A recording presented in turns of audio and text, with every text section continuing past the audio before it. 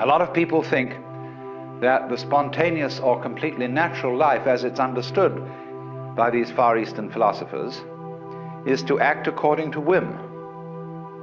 There was, for example, a great Zen monk lived shortly after 1000 AD, who had a very peculiar way of painting. He had long hair, and he'd get very drunk on rice wine. Then he'd soak his hair in ink and slosh it all over the paper. Then he would do a Rorschach test on it and decide what kind of a landscape it actually was, and then put in the finishing touches. And suddenly, out of this apparent mess, a great landscape would be evoked. But the whole art of the thing lay in putting in the finishing touches. And also, there's a very curious thing. If a person who is untrained in painting makes a mess with a brush, it's liable to be just a mess. Whereas if a person who has the feeling of painting in them for a long time, and they make a mess with a brush or just do anything, it looks interesting.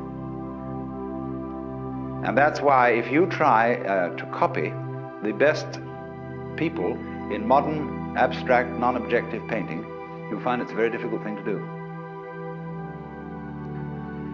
Because there is more to spontaneity than caprice and disorder. And I want to try and explain what that is. I mean, wouldn't it be great if we could live absolutely on the spur of the moment? Not make any particular plans, not feel that, well, you might make plans because you can make plans spontaneously. And not to hesitate in anything, you see. In one of the great applications of Zen was to the art of fencing. And when you learn fencing, you see you have to learn to be spontaneous, because here of all places it is true that he who hesitates is lost. If you're engaged in combat, you see, and you stop to think what sort of a defense or attack you ought to make, the enemy's got you. So the way they teach people spontaneity in fencing is very interesting. When you start into fencing school, you of course live with the teacher. While you're going about your daily business, the master surprises you with a practice sword, but the poor student never knows when the attack is coming, or what direction it's coming from, and he begins to get tense. And he begins to go around everywhere on the sort of alert, you see, watching which direction it's coming from. And as he goes down a certain passage, feeling that the master is probably lurking around that corner, and he's all set to go for him with that he gets that practice sword, he suddenly gets hit from behind. So eventually, he gives up. There's absolutely no way of preparing for the attack. And so he just wanders around feeling, well, if it hits, it's going to hit. It's all. And then he's ready to begin fencing.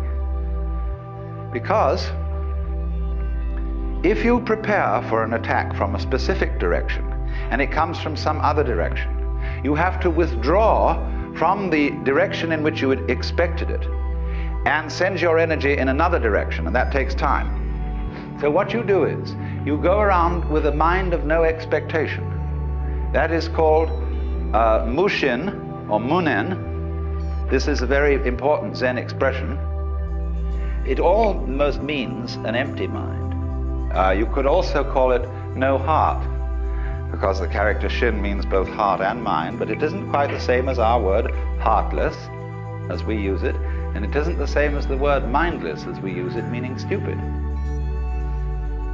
But to do this, you can't try to be quick.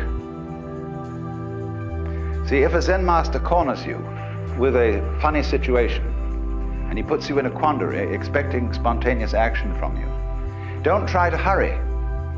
I've watched Suzuki wait a whole minute before answering, but he doesn't hesitate. He's not at all embarrassed by this wait. And he can answer with silence just as well as with a formal response.